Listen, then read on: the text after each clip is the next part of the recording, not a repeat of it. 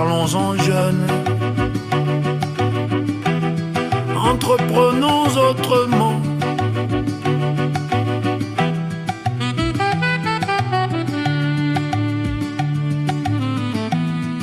Regardons tout autour de nous, entreprenons autrement.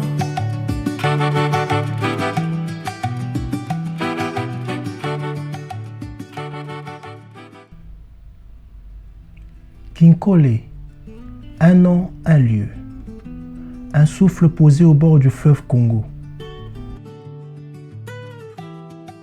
Ici, l'eau coule, la terre nourrit, et la nature parle encore. Il suffit juste de prendre le temps et de l'écouter.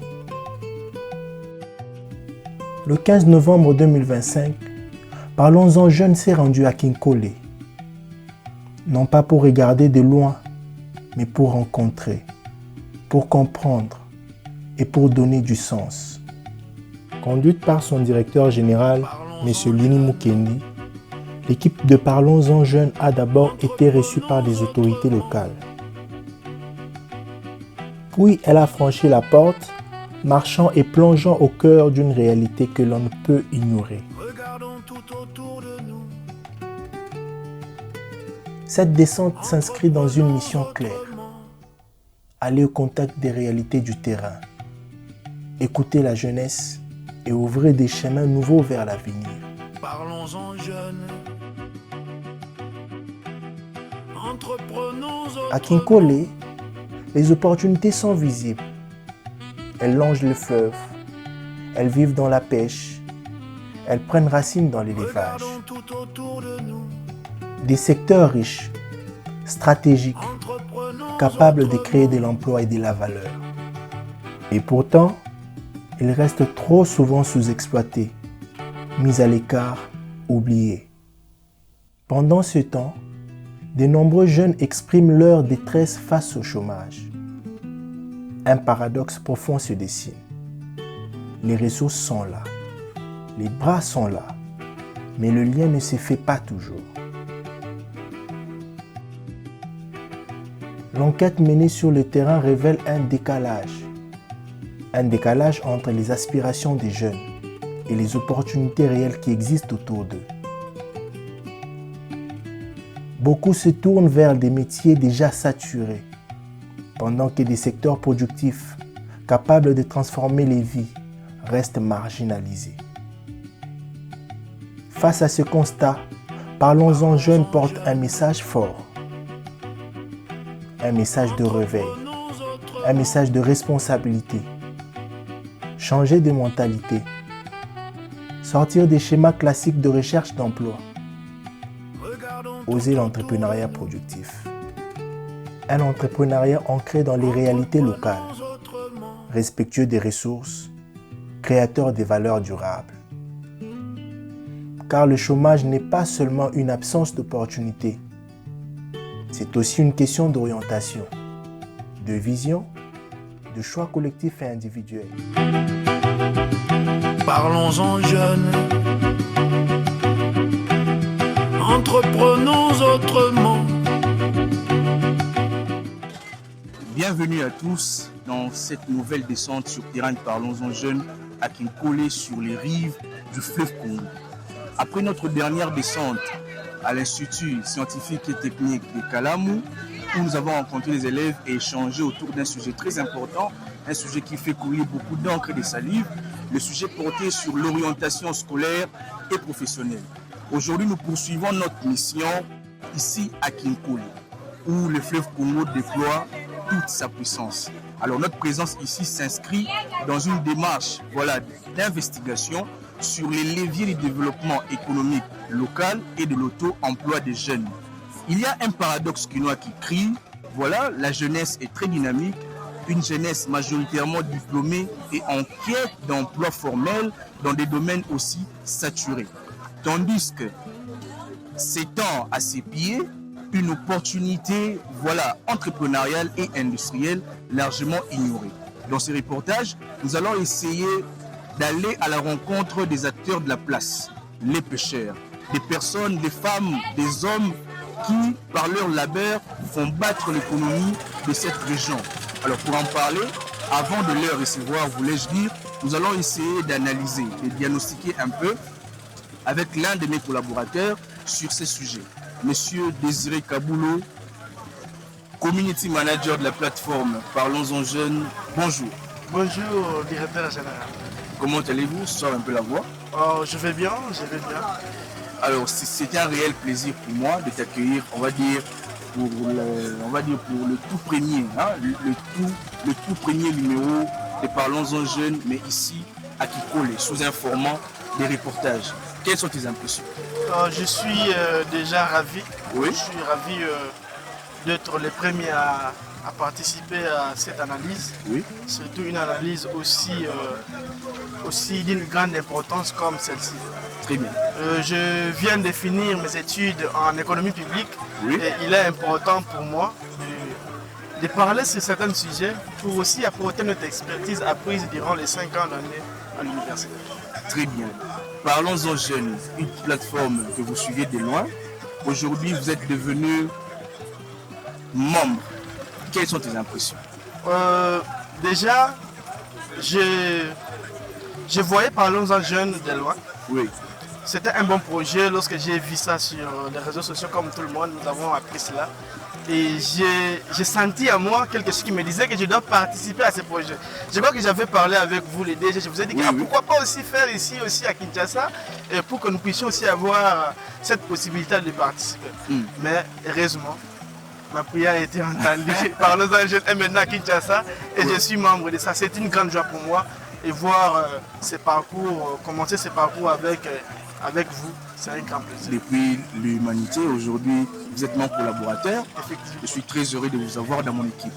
Alors, on aimerait ici suivre une analyse, votre analyse plus personnellement, puisque nous sommes aux rives du fleuve Congo. Sur les rives, je voulais dire, du fleuve Congo, où le fleuve déploie toute sa puissance. La jeunesse congolaise, de manière générale, nous savons depuis des décennies, on se plaint du fait qu'il n'y a pas d'emploi. Il n'y a pas d'emploi, rien ne fonctionne dans le pays. Mais voilà, c'est une opportunité, une richesse naturelle dont on peut moderniser, dont on peut révolutionner. Pourquoi les jeunes aujourd'hui s'accrochent sur des métiers ou des emplois formels dans des entreprises publiques alors qu'on peut développer la pêche?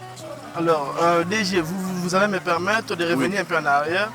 Alors, nous vivons dans une société où plusieurs personnes, pour eux, la réussite, c'est avoir un bureau. Très bien. C'est d'être assis dans un bureau, être appelé DG, être appelé chef, être appelé je ne sais pas qui. Et pourtant, il y a des potentiels. Sur le terrain, il y a beaucoup de choses à exploiter. Oui. Cette analyse, ou soit cette perception des choses, a fait à ce que beaucoup de jeunes se sont beaucoup plus orientés dans des domaines beaucoup plus bureaucratie. Alors, arrivé aussi à l'université, ils trouvent des professeurs, ils trouvent des gens qui ont excellé dans ce domaine-là, et pour eux, ils les prennent comme ambition. Des modèles, Des modèles en fait. Oui. Alors, dans d'autres domaines comme des secteurs, comme nous parlons ici de la pêche, il n'y a pas de modèles. Donc, on vend peu de personnes. Les personnes qui excellent dans ce domaine ne sont pas valorisées, ne sont pas vendues. Alors un jeune n'a pas connaissance de ce qui se passe là. Les jeunes ont seulement l'idée que non, la pêche, c'est juste artisanal, c'est juste pour la survie. Donc les gens qui font là, ce sont des gens qui le font juste pour la survie. Et pourtant, c'est un secteur porteur vraiment du développement, comme nous le voyons dans d'autres pays. Très bien. Alors que beaucoup de langues disent que on va dire que c'est un problème de mentalité. Ou juste que il y a un simple problème au niveau de notre organisation, du système éducatif. Donc, l'État n'a pas mis en place de programmes qui peuvent orienter vers ces secteurs. Ici, on pourrait, je ne sais pas si vous allez appuyer cela, on peut dire ici que les responsabilités sont départagées ou c'est justement la mauvaise mentalité des jeunes d'être un peu fainéants, de ne pas vouloir booster, aller chercher, ou c'est l'État qui doit normalement, avant que les jeunes s'y intéressent, pouvoir réglementer les secteurs. Parlant de ces thématiques, Oui. nous voyons que l'État a un rôle majeur à jouer pour encadrer les jeunes, pour encadrer la population et surtout dans des secteurs qui sont porteurs de développement. Parce qu'aujourd'hui, personne ne peut nier à ce qu'un pays, pour que le pays se développe, nous devons d'abord aller dans des secteurs qui sont à la base, ce sont des secteurs agroalimentaires. Très bien. Alors, ce secteur agroalimentaire nécessite de l'encouragement. Oui. Notre politique éducative aussi, c'est une politique où on nous apprend juste des théories et pas trop de pratiques. Oui. Donc, nous sommes plus dans les théories.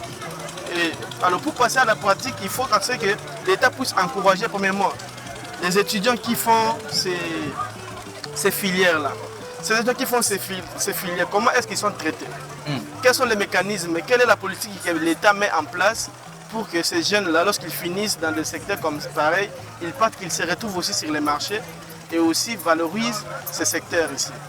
Les responsabilités sont partagées, mais la grande responsabilité revient à l'État. Parce que c'est l'État, il est comme notre père. Nous avons quitté de l'État gendarme et nous sommes maintenant à l'État providence. C'est-à-dire que l'État doit générer des ressources, doit générer tout pour que nous puissions aussi exploiter ces secteurs qui est sous-évalué. Donc, ça n'a rien à voir avec la mentalité de la jeunesse congolaise. L'État est responsable de tout. Oui. C'est-à-dire que même de ta mentalité, l'État est responsable. L'État est censé te donner une bonne mentalité. C'est-à-dire déjà à la base, ça commence avec les ménages. Lorsqu'on donne la puissance ou les pouvoirs aux ménages, et en retour, les ménages aussi peuvent bien éduquer leurs enfants et avoir aussi un résultat et un encadrement dans la société. Voilà. Le chef de l'État était ici en 2023. Le chef déclara qu'il a trouvé l'une des clés qui pouvait finir la famine ici en RDC. De 2023 à 2025, zéro progrès. Bon, ici, moi je ne sais pas prendre la place des politiques ou être pour eux, mais j'essaie tout simplement de te poser une question aussi très pertinente. Le chef dit qu'il a trouvé l'une des clés pour finir la famine en RDC. N'est-ce pas ça une opportunité, une passe en or pour les jeunes de s'intéresser aussi de ces secteurs-là où il fallait que l'État vienne d'abord commencer à construire, que le chef quitte chez lui et essayer d'aménager pour qu'enfin les jeunes viennent. Il y a un problème de vision ou bien. Bon. Il faudrait d'abord comprendre ici que le chef, tout ce qu'il avait dit c'était vrai. Oui. Déjà, quand nous voyons ce potentiel, nous voyons déjà là une clé pour nourrir tout Kinshasa. Oui. Et je vais revenir un peu en arrière. Je vois lors de l'investiture de notre chef de l'État en 2019, le chef de l'État avait parlé, je crois, lors du premier congrès au Parlement. Il avait dit, je vais faire de l'agriculture priorité des priorités. Oui. Et moi, j'étais émis, étant un jeune qui commençait dans les secteurs économiques, je me suis dit que voilà, là, notre pays va se développer. Mais au-delà des paroles, il faut ajouter des politiques. Je crois que le chef a bien fait de parler, mais il fallait qu'il y ait des cellules, qu'il crée des cellules, ou soit que les ministères qui l'accompagnent, les ministères de l'agriculture, de l'agriculture, pêche et élevage, qu'ils puissent mettre en place des politiques et des mécanismes pour encadrer ces secteurs. Très bien. Il y a aussi des infrastructures comme nous les voyons. Normalement, nous ne devons pas être dans des places comme ça. Regardez ce que nos pêcheurs utilisent. Et déjà, c'est un problème pour eux. Ils sont déjà limités face aux infrastructures. L'État devait mettre en place des infrastructures et aussi mettre des méthodes pour encadrer et former des pêcheurs professionnels. Très bien. Il ne s'agit pas seulement d'une profession pour survivre. Ça doit être une ambition. Ça doit être un secteur porteur de développement. Très bien. Ça doit être un secteur où l'État aussi met aussi dans son agenda que nous voilà, par exemple, au budget de 2026, nous allons aussi avoir autant de revenus qui vont provenir de la pêche. Voilà, c'est tout un processus qu'on devait mettre en place au-delà des paroles. Très bien. Alors ici, nous constatons qu'il y a beaucoup plus de discours que des actions concrètes. Moi, je voulais ici prendre la place de la jeunesse. D'accord? Je sais que nous sommes intelligents. Nous sommes capables. Il y a lieu ici de responsabiliser le jeune.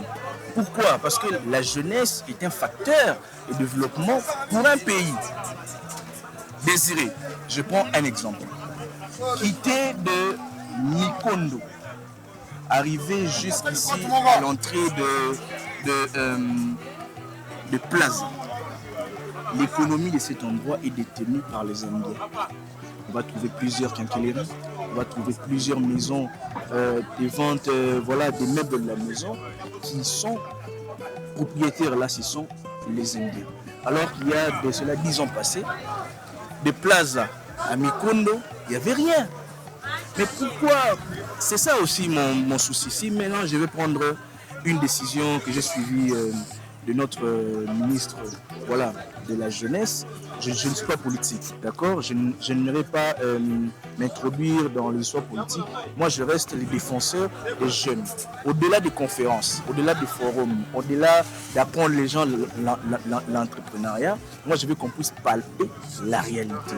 Montrer réellement que non, pour réussir, il faut A plus B. Directement réussir. Au lieu de donner aux gens des espoirs imaginaires, tout ça, alors que ça ne va pas marcher. Notre ministre de la jeunesse commence les consultations, etc. Opportunités pour gaspillage du budget de la République. Moi, je trouve que c'est un grand gaspillage et la perte du temps. Oui. Pourquoi? Parce que les problèmes des jeunes sont connus. Très bien. Et lorsqu'on vient, on accède à des fonctions comme ça, c'est pour apporter une solution à un problème déjà qu'on trouve dans la société. Non seulement la ministre de la Jeunesse, si nous voyons plusieurs ministres qui viennent, la plupart d'entre eux, ils ont toujours un langage que nous sommes en train de faire des études. Oui. Nous sommes en train de faire des études, nous sommes en train de faire des études. Et ces études-là, ce sont chaque ministre qui vient, qui font ces études. Alors, pour revenir à la question des jeunes, je crois que les problèmes des jeunes sont déjà connus. Il y a le chômage, Oui. il y a le manque d'industrialisation. Parce qu'aujourd'hui, nous ne pouvons pas nous dire développer, nous pouvons nous développer sans pour autant introduire l'industrialisation dans notre économie. Oui. Notre écosystème est asphyxié dans un domaine où on voit juste des expatriés qui excellent dans ça. Très bien. Il y a que des expatriés qui évoluent, même dans la vente. Nous le voyons au grand marché. Partout. 80% de notre économie c'est tenu par les expatriés. Soit c'est une économie qui est informelle. Voilà. Soit c'est une économie informelle. Il n'y a pas de formel. Alors, la ministre, je crois, devait ouvrir des ateliers, par exemple. Très bien. Des ateliers de formation. Pour dire que non, voilà. Comme nous le voyons avec les secteurs de la pêche, nous voyons plusieurs à la quête de l'emploi. Mais pourtant, il y a un grand potentiel ici à Kinkole. Il y a un grand potentiel à exploiter ici à Kinkole. Largement ignorant, on va dire. Plus que même ce qui attend dans le... Aujourd'hui, un fonctionnaire touche combien? Disons-nous la vérité. Oui. D'ailleurs, si quelqu'un vient ici à Kinkole, il investit ici avec ses faibles moyens ici à Kinkole. Après une souffrance, bien évidemment au début il y a toujours une souffrance, oui. Mais après 6 mois, chaque fin du mois, il touchera plus que 10 fonctionnaires. Pourquoi attendre? Pourquoi aller dans des secteurs pareils au lieu de venir? Alors, la ministre devait mener cette politique-là, de sensibilisation, ouvrir des ateliers pour former les gens, amener des expertises d'ailleurs, parce qu'elle a vécu à l'extérieur. C'est ça d'ailleurs. Elle a vécu à l'extérieur. Oui. C'est-à-dire que quand on vous met là, vous devez nous apporter ce que vous avez vu à l'extérieur. Venir ici et nous former. Former les jeunes dans la transformation aujourd'hui. L'aquaculture, on va dire. C'est ça, l'aquaculture. Comment transformer les produits que nous avons. Alors que pour même avoir une sardine, ça doit provenir de l'extérieur. D'ailleurs, des sardines, nous allons même loin. Ici, nous voyons des poissons frais. Oui. Frais. Donc, nous pouvons consommer frais au lieu de consommer des poissons qui viennent d'ailleurs et puis qui sont... Vraiment, c'est compliqué. Alors, j'aimerais ici, puisque après vous, je vais recevoir des pêcheurs. Des pêcheurs qui, avec eux, on va essayer de parcourir un peu le fleuve pour voir comment est-ce qu'ils travaillent, dans quelles conditions ils travaillent, c'est quoi les réalités réellement du terrain. Mais j'aimerais ici qu'on puisse analyser. Désiré, nous avons un grand potentiel, vous voyez, mais le Congo reste dépendant des produits qui viennent de l'extérieur. Comme par exemple, le poisson Saint-Char proviennent, voilà, de la Namibie. Comment expliquer? Alors que nous avons une richesse à côté. Le Congo est riche dans son ensemble. Nous avons la faune, nous avons la flore. D'autres pays exploitent cette faune et cette flore à l'avantage ou à la croissance économique. Pourquoi pas nous? Nous dépendons trop de l'extérieur, jusqu'au point d'importer des chinchars à l'extérieur. Et pourtant, nous sommes un pays qui est riche avec beaucoup de potentiel. Nous avons beaucoup d'eau. Beaucoup de lacs, Beaucoup de lacs. Nous avons même les lacs les plus poissonnés qui est le lac Tanganyika. Oui. Si nous subdivisons la richesse que Dieu nous a donnée par rapport aux régions ou soit par rapport aux coins, je crois qu'ici, Kinshasa, les fleuves qu'on peut nous nourrir. Et nous avons aussi une partie de l'océan Atlantique. Nous pouvons exploiter cette partie-là pour nourrir la population en termes de poissons. Si nous prenons les Kivu, ils peuvent se nourrir. Les Kivu avec des lacs Albert là-bas, ils peuvent se nourrir. Si nous prenons le Tanganyika, avec les lacs Tanganyika là-bas. Donc c'est-à-dire que dans son ensemble, le Congo, Dieu a béni ces pays avec vraiment des eaux. Donc on peut vraiment exploiter cela pour ce que ne puisse pas toujours recourir à l'étranger. Moi je trouve pas bien que, comme nous l'avons vu dernièrement, que le gouvernement puisse aller négocier les chinchars à l'extérieur au lieu de faire ou soit de concevoir une politique afin que nous puissions ici chez nous soit valoriser ces secteurs-là ou soit aussi exploiter cela, même comme gouvernement, comme nous voyons avec d'autres projets de Transco, l'État est entré dans ça. Très bien. Alors pour finir, avant de prendre les pêcheurs, en attendant la politique, on va dire, de l'État, concrètement, toi étant que jeune, s'il faudrait lancer un message aussi aux jeunes, qu'est-ce que nous pouvons faire d'après ce que vous avez constaté ici? S'il y a lieu de corriger, s'il y a lieu de faire le premier pas.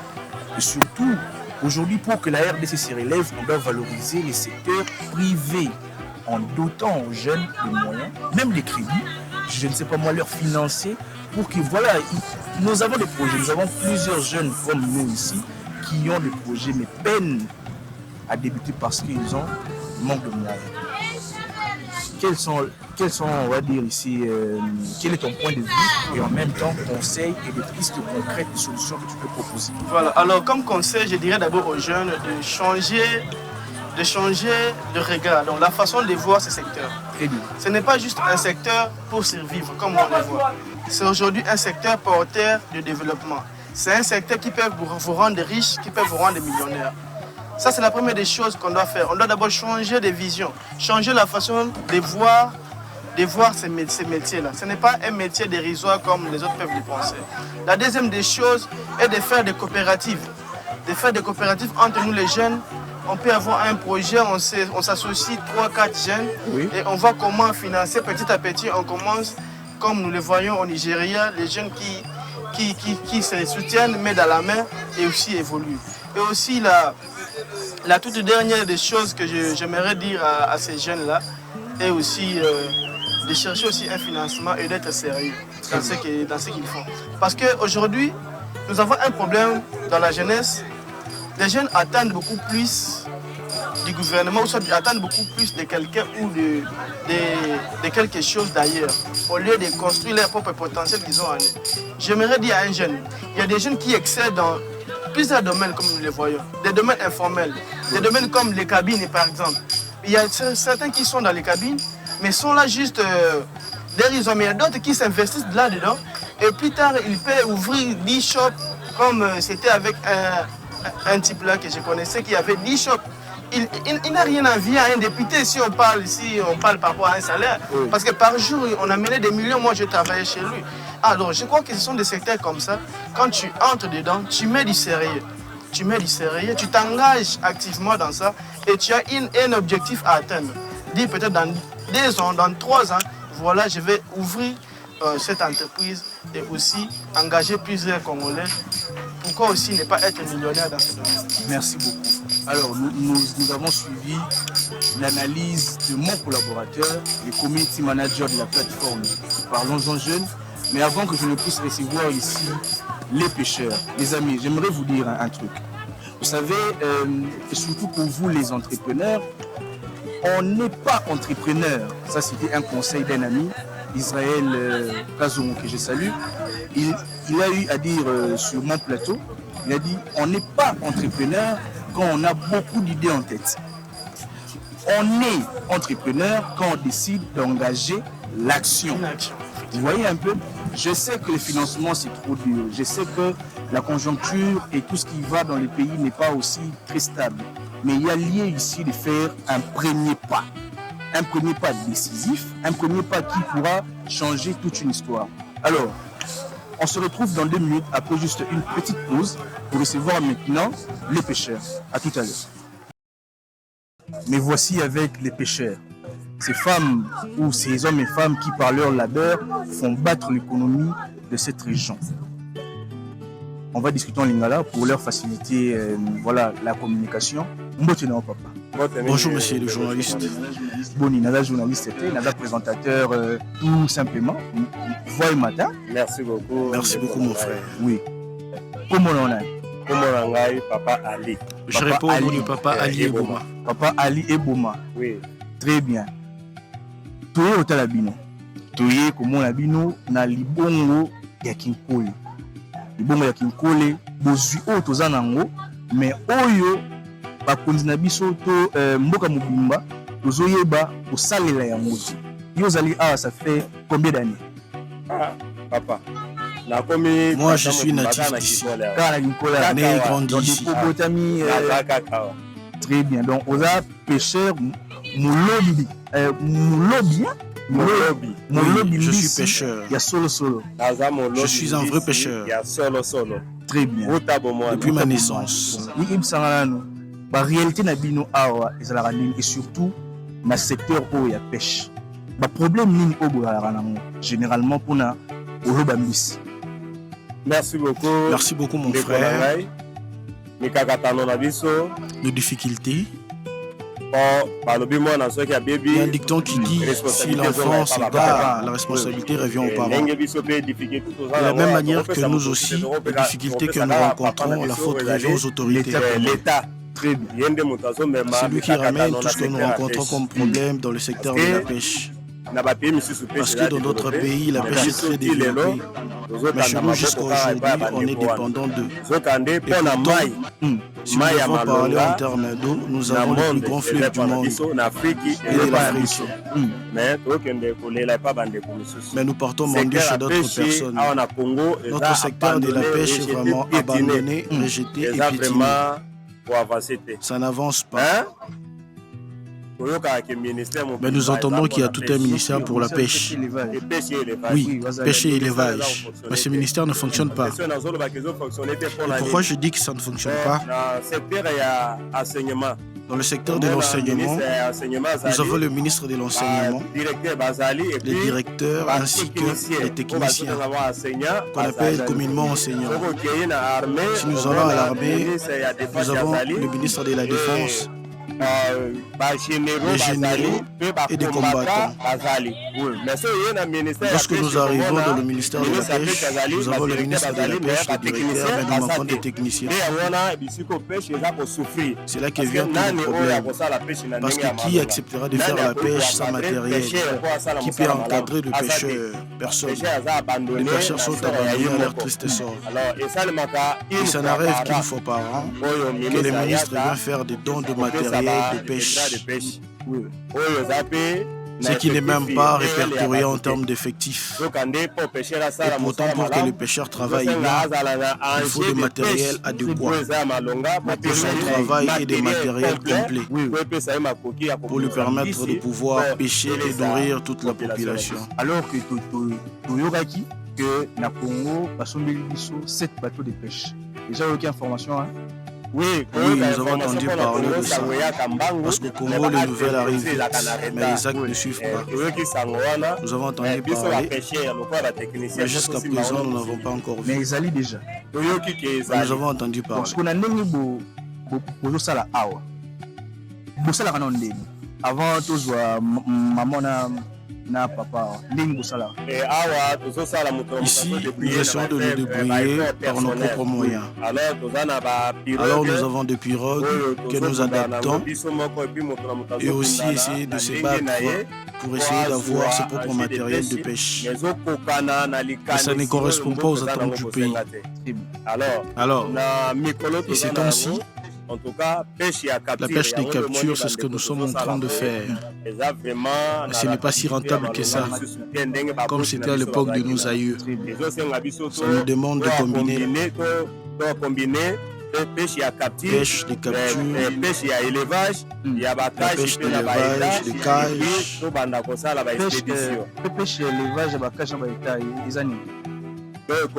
c'est la pisciculture dans des étangs, comme on le dit dans des étangs.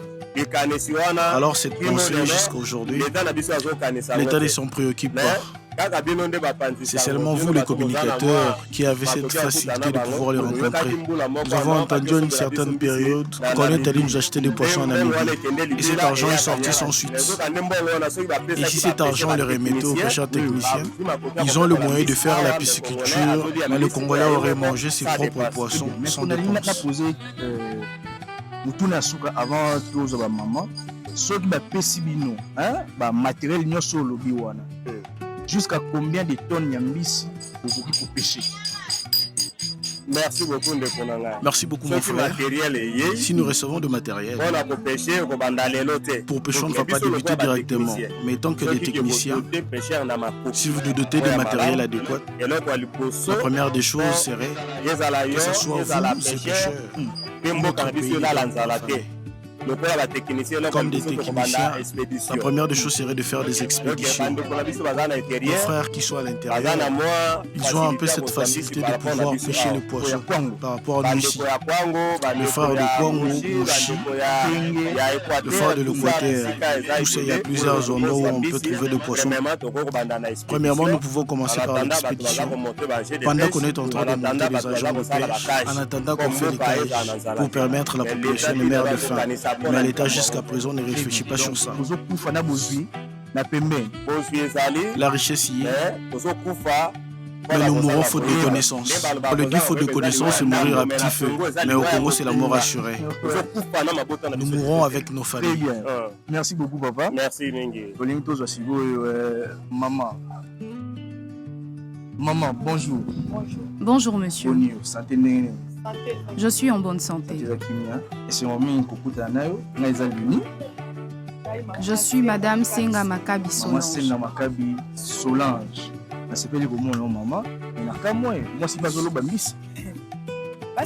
Effectivement, les femmes aussi pêchent. Pourquoi ne le feraient-elles pas? Les femmes font de la pêche, les femmes sont dans la vente. Si tu achètes et vends du poisson, c'est que tu es un pêcheur. Certaines personnes ne sont pas en mesure de toucher du poisson. Mais moi, je le fais. Que ce soit du poisson fumé ou tout autre type de poisson, je touche.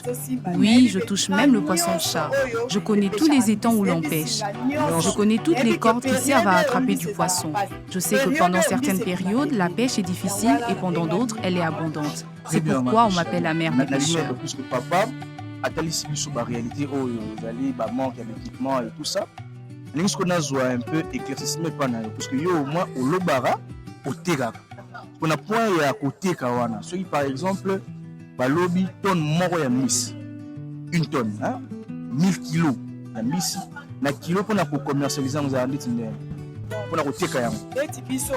En ce moment, nous vendons du poisson à seulement $10 le kilo.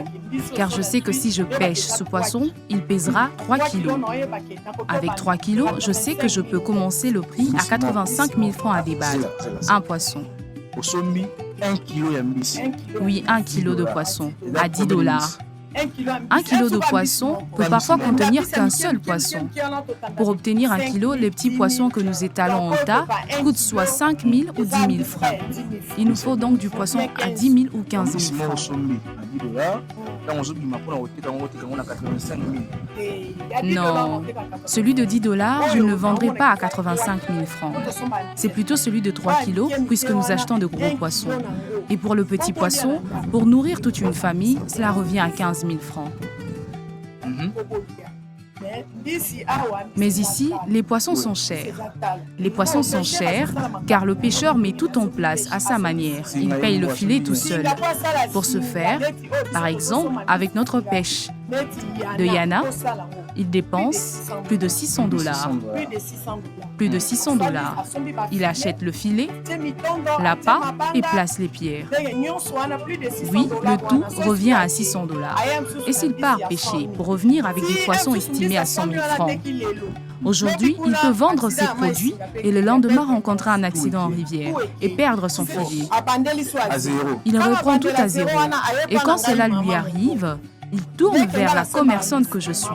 Bien que je sois sa cliente, avec un filet perdu dans la rivière, je n'ai nul autre choix que de rassembler avec lui le montant nécessaire à l'achat d'un nouveau filet afin qu'il puisse reprendre la pêche. Donc la pêche a multiples réalités. Il y a aussi certains qui peuvent même faire la pêche au calamar.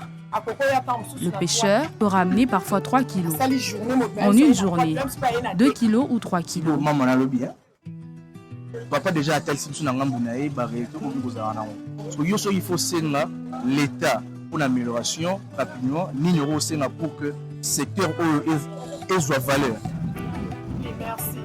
Merci. Tu vois, dans le secteur de la pêche, pour moi, Kenkole est la commune présidentielle. Parce que tous les aliments qui y proviennent sont bio et frais. Alors, le gouvernement congolais devrait songer aux pêcheurs. Regarde ce port et regarde les pêcheurs. Même nous, nous vendons dans des mauvaises conditions. Les autres ports étrangers que nous voyons à la télévision rendent mieux et nous réjouissent. Quant à nous, nous avons un port non entretenu et nous sommes délaissés. Raison pour laquelle nous demandons au ministre de la Pêche de faire des descentes sur les sites pour échanger avec les pêcheurs et s'enquérir de la situation difficile qu'ils endurent dans la rivière, qu'ils viennent nous rendre visite, nous vendeuses de poissons. Nous, les vendeuses de poissons, avions reçu dernièrement la visite de Madame Patricia, qui n'était pas venue, cela dit, m'invite. Nous avons bénéficié de couteaux, sel et bassins. C'était pour nous une joie. Au vu des difficultés que nous traversons dans ce port, Madame Patricia, épris d'amour, n'a pas hésité à nous soutenir. Maman, je pense que la émission pour faire tout sur la mission pour faire ça papa très rapidement aussi ça. Zoa micro. Bon, papa Bonio, Moti. Pourquoi on rapidement? Bonjour. Papi Boufena. Papi Boufena. Papi Boufena. Disons, bon. Déjà 10 ans qui collent. Très rapidement. Ceux qui sont jeunes, Basangani, bon, l'État n'a biso azola sama solo. Biso toye to peut s'appeler moyen de travailler en partenariat. L'éniro salé très rapidement. En tout cas, on sera très content parce que la jeunesse n'attend que ça. Il y a plusieurs jeunes ici à Kinkole qui ne travaillent pas.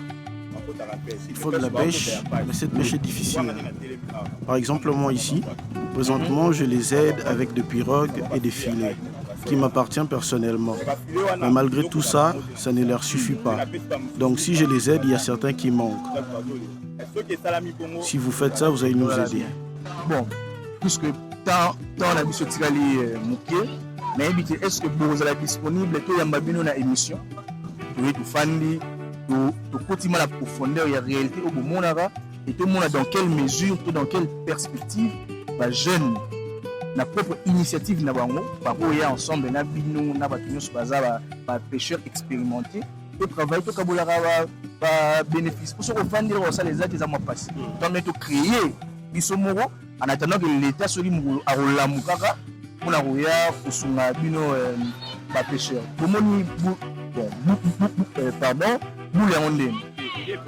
En tout cas, l'idée est très bonne. Si vous nous accordez du temps, on sera là. Parce qu'il y a plusieurs jeunes, plusieurs pêcheurs qui n'attendent que la lignée pour pouvoir travailler. Il y a plusieurs pêcheurs qui n'attendent que d'être contactés. Si vous les sollicitez, ils répondront présent. C'est quand même je pense que ceux qui pourront avoir des pistes, des solutions pour avoir ça. Je veux investir dans ces domaines. La richesse immense pour peut-être toujours pour tirer vraiment attention. Voilà, c'est merci beaucoup. Les amis, nous avons tous suivi ici les interventions de chaque pêcheur. Nous avons à mes côtés papa Ali, maman Solange, papa Papi Bofenda. Ici, nous allons maintenant aller faire un tour sur le fleuve Congo, voir et expérimenter tous ensemble comment est-ce qu'ils travaillent. À très bientôt pour un nouveau numéro.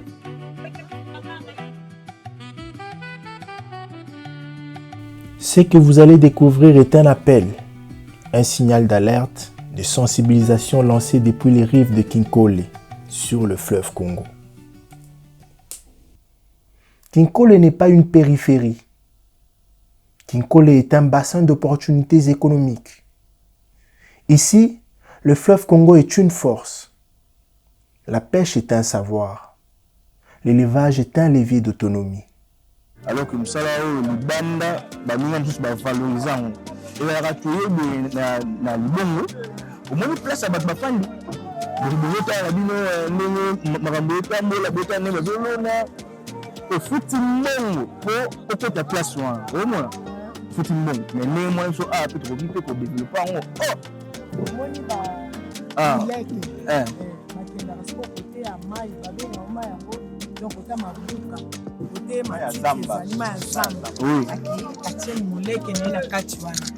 atie moleke na kati mbisi ekoti na ntongo aye abimisi oyo nyonso oyo ndenge efandi wana mbisi ekotaka na kati naye awa na babongisa nde awa nde bazobongisa mpo basi batala omoni likolo kuna omoni nde azosala wana azotonga aza lokola atelier na bango azotonga ntango ngonga nango ekokoma oyo bango balaisa bamileke oyo ali babandi kokende kotia bazoya na mbisi. Un tour sur le fleuve Congo suffit à tout rendre clair. Les pirogues glissent, fragiles, sous un soleil implacable. Parlons-en jeunes. Les visages des pêcheurs racontent la même histoire. Détermination, fatigue et une inquiétude qui serre le cœur. Regardons tout autour de nous. Les défis sont criants, multiples et urgents.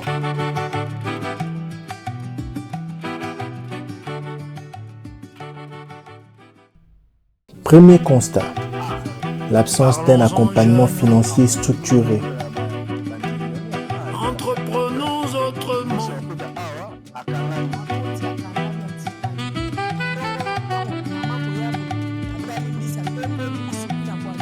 Regardons tout autour de nous. Ces activités ne sont pas des simples métiers. Elles sont des piliers. Des fondations possibles pour une économie locale forte, portée par la jeunesse elle-même. Parlons-en jeunes. Pour les jeunes de Kinkole, cette descente n'est pas un événement isolé. C'est une invitation. Une invitation à regarder autrement leur Regardons tout autour de nous. à reconnaître leur potentiel, à prendre part activement à la transformation de leur autrement.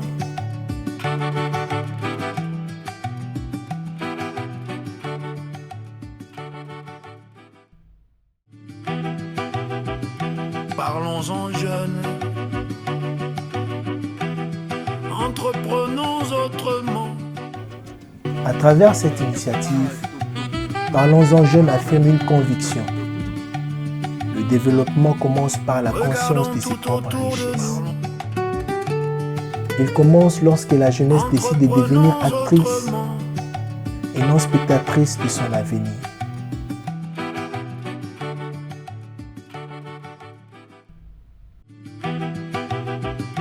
Parlons-en jeunes. Entreprenons autrement. Kinkole. Ici, les difficultés peuvent devenir des opportunités. Ici, les défis peuvent devenir des projets. Ici, une nouvelle dynamique peut naître. Entreprenons autrement.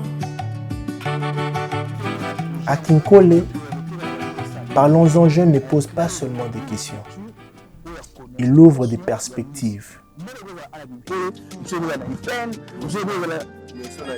Voilà pour que Miss Namiso Moro soit un peu plus de valeur. Et à travers cette démarche, c'est toute une génération qui est appelée à croire, à agir et à bâtir.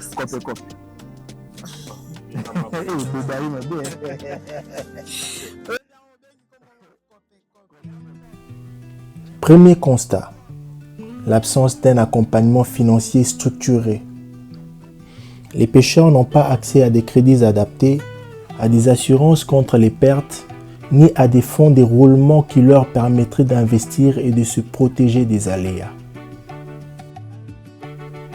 Sans capital, pas d'innovation. Sans innovation, pas de développement. Deuxième constat, le manque de matériel et d'équipements appropriés. Bateaux fragiles, moteurs insuffisants, filets usés, absence de système de réfrigération. Le poisson se perd, les revenus fondent, la chaîne de valeur est cassée avant même de commencer. Troisième constat, la carence apparente d'une politique étatique organisée et protectrice. Là où il faudrait des cadres, des normes, des formations et des programmes d'appui, nous trouvons souvent le vide ou des réponses fragmentées.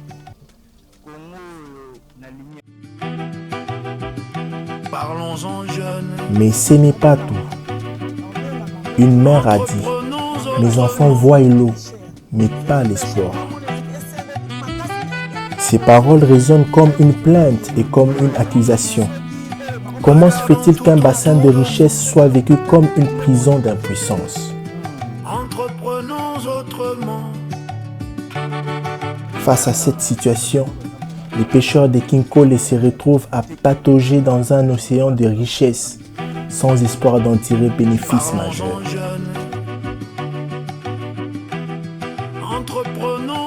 Pourtant, il y a des pistes.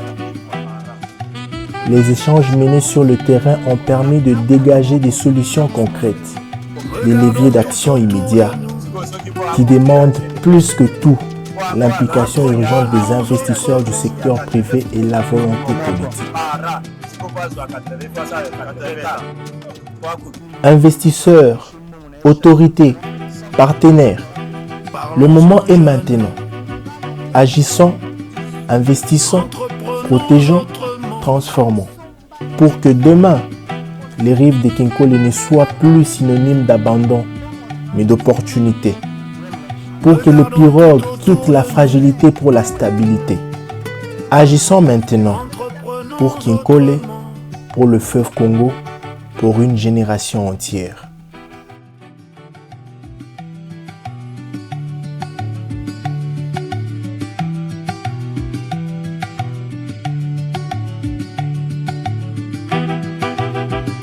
Parlons-en jeunes, entreprenons autrement.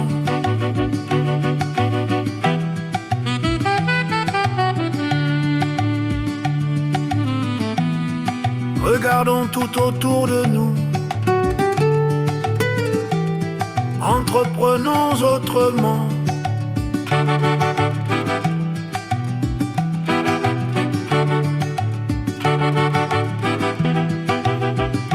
Parlons-en jeunes,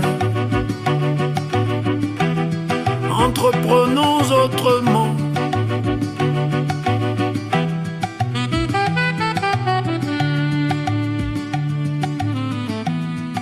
Regardons tout autour de nous, entreprenons autrement.